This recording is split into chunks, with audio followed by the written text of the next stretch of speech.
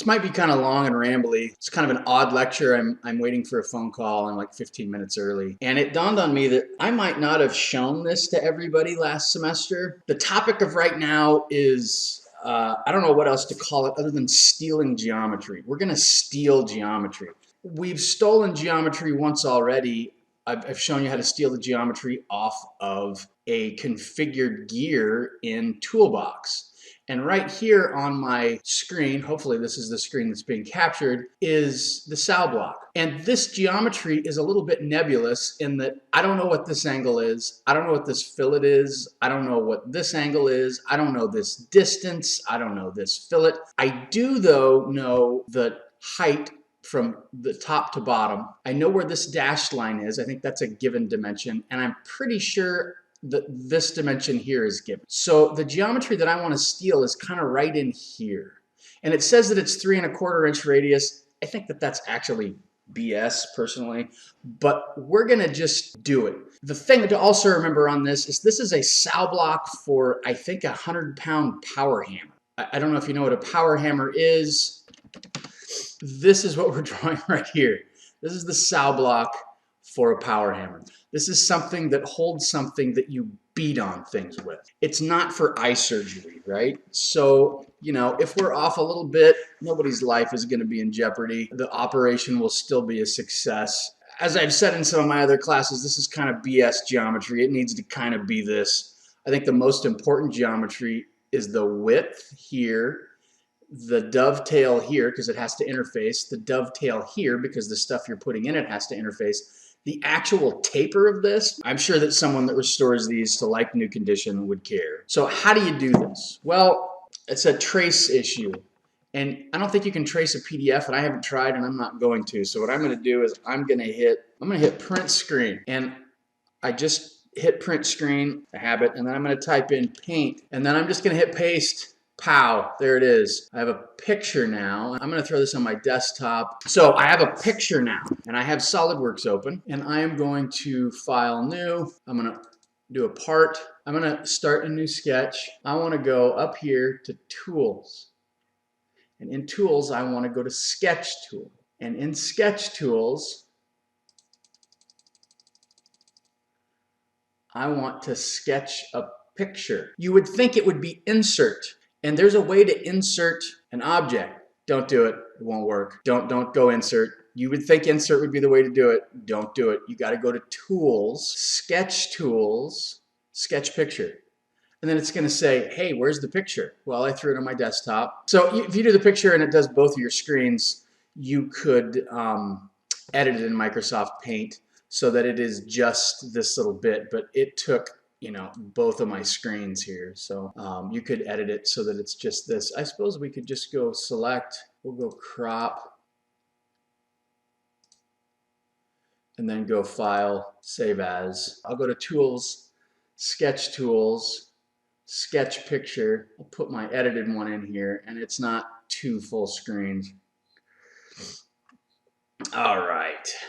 How tall is that thing? There should be another view in here showing the height of this. And it's 6 3/4, but it's the side view, so it is 6 3/4 from this dovetail. This is the object line we're seeing. It's 6 3/4 tall. Good information. So what I'm going to do is I'm going to hit OK, and I am going to draw a line for construction, or a center line, and I am going to draw it, and I'm going to dimension it, and that line is 6 3/4 inches. Now this is a little odd and it's a little clunky, but if you double click the picture, you can resize this, and you want to grab a corner and you just make it smaller.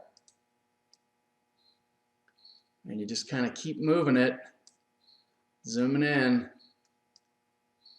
Don't grab the middle stuff or you will change the scale.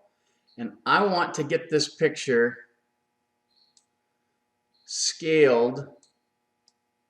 And there might be faster, easier ways to do this. This is just a way that I've found that works for me. and I have found it to be reliable enough. And if you want, you can zoom in and get this perfect, but I'm comfortable with that right there. Now, I have, and my origin's not really involved, but whatever at this point. I have this line is 6 3/4 inches, which is how tall this is. And now I can sketch stuff and place it along here. Like, let's do it. Let's draw a line. Just draw a line. I don't know, right there. We'll draw another line. And again, it's not perfect. It's not perfect. But, you know, we're playing with the thickness of a line at this point, and we'll fill it that. So we'll play, just play. Okay, and then we'll draw a circle. And this is what, 3 3/4, so that's 6, 7.5 inch diameter.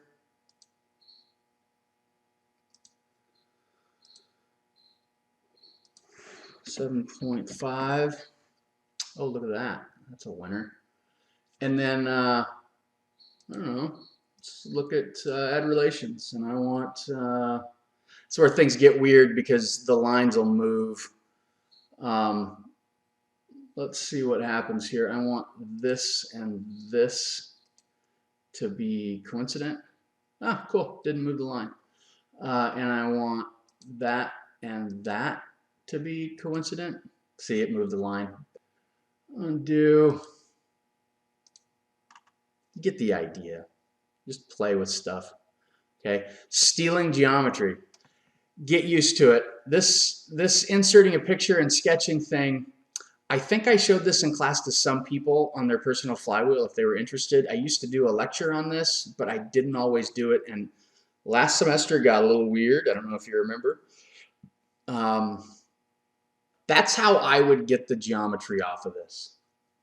Remember that the critical dimensions, the things that you can't stray away from, are these overalls, right? The height of this needs to be the same. This from here to here needs to be the same, and from here to here needs to be the same.